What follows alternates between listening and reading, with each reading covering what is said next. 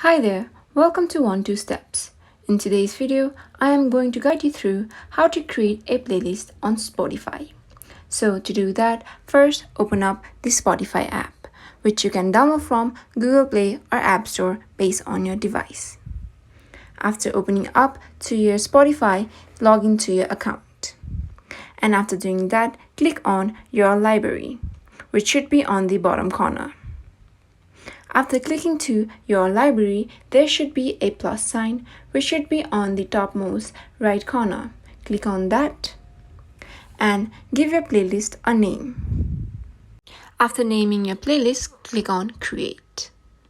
After that, click on Add Song to add some songs. And click on the plus sign of the song that you want to add on the playlist.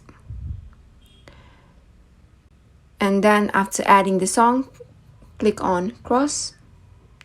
And now you can see on the playlist, you have the song that you have selected. So that was the process of creating a playlist on Spotify. I hope this video was helpful. If it was, then do leave a thumbs up in this video.